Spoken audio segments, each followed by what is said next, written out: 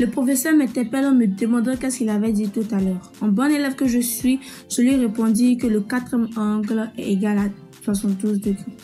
Le professeur, qui était étonnamment surpris que j'ai bien répondu, me répond quand même en disant d'arrêter de compter sur la chance pour répondre. Je lui répondis avec désinvolture qu'obtenir une note parfaite à chaque fois n'était pas de la chance. Il se mit en colère en disant que si je suis forte à ce point, pourquoi ne pas venir et l'enseigner? Ma réponse était sans appel face à cette proposition, car je dis aussitôt que si je viens les enseigner, pourquoi avoir un prof? Après une mûre réflexion, j'aurais peut-être dû m'abstenir, car le prof hurle en me disant de faire venir mes parents. Je ne sais même pas ce que je lui ai encore fait. Quand il y a quelque chose ou pas, il aime juste convoquer les parents. Tu t'es encore moqué du prof. Ta mère est venue déjà 2 fois ce mois. Si. Tu es forte à l'école, mais à part CA, tu es totalement nulle. Tu vas à la librairie. Pourquoi devrais-je y aller? Pour voir le mec qui t'a demandé de sortir. Je lui répondis que j'y vais pas, car ma seule préoccupation est de gérer mon cas avec Chen Tutu. Elle me demanda pourquoi je n'y vais pas, car pour elle, il est plutôt beau. Mais je ne suis pas la seule à penser ainsi.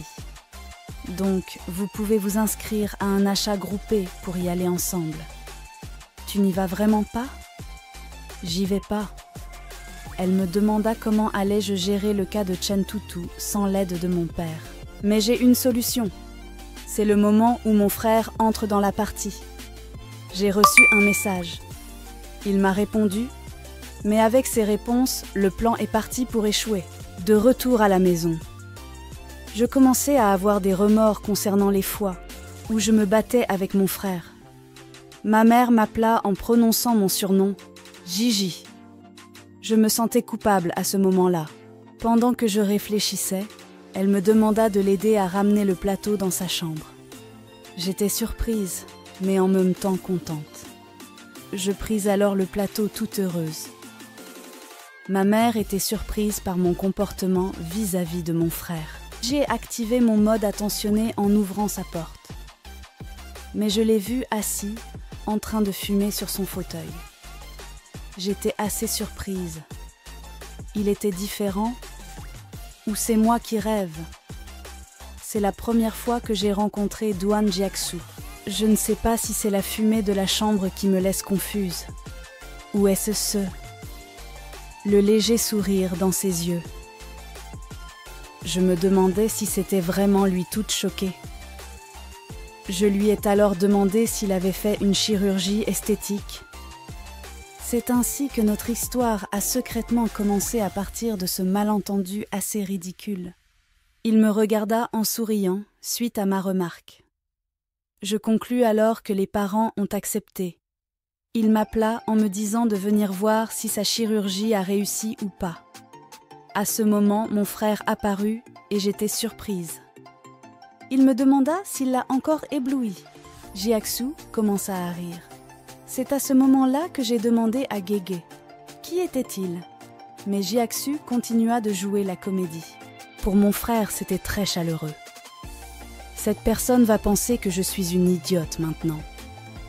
Duan se leva, puis se pencha vers moi en disant qu'il s'appelait Duan Jiaksu et qu'il est le coloc de mon frère à l'université.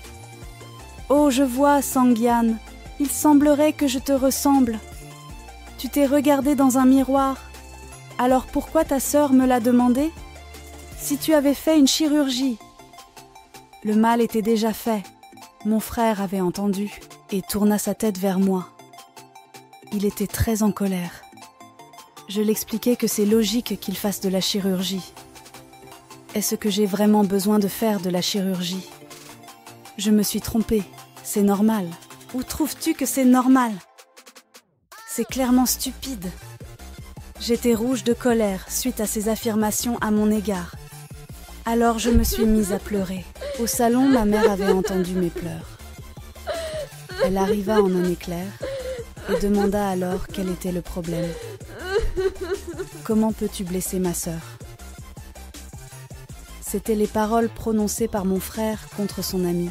Mais je dis alors en pleurant que c'est Guégué qui m'a frappée. Elle attrapa mon frère avec une aura terrifiante et tira ses oreilles pour le faire sortir de sa chambre. Je pleure, je fais semblant. Tu ne pleures plus, dis donc. Elle se sentait coupable. Tandis que Jiaxu souriait, il prit un mouchoir pour essuyer mes joues. Avec ce que j'ai fait, il est impossible que mon frère m'aide. Je peux que lui demander Guégué. Peux-tu me rendre un service? Merci d'avoir regardé cette vidéo comme vous le voyez. J'ai utilisé une IA pour faire cette vidéo, car Lily n'a pas pu faire l'enregistrement car elle était malade. Par manque de temps, j'ai utilisé cette méthode. J'espère que ça vous a plu. Aujourd'hui, c'est mon 17e anniversaire. Je suis content, car notre communauté s'agrandit de jour en jour à vue d'œil. Bientôt les 1000 abonnés. Merci pour votre soutien. Merci aussi pour vos nombreux commentaires positifs comme négatifs à mon égard. Je compte sur vous pour continuer à commenter. C'était Céoflix pour vous servir.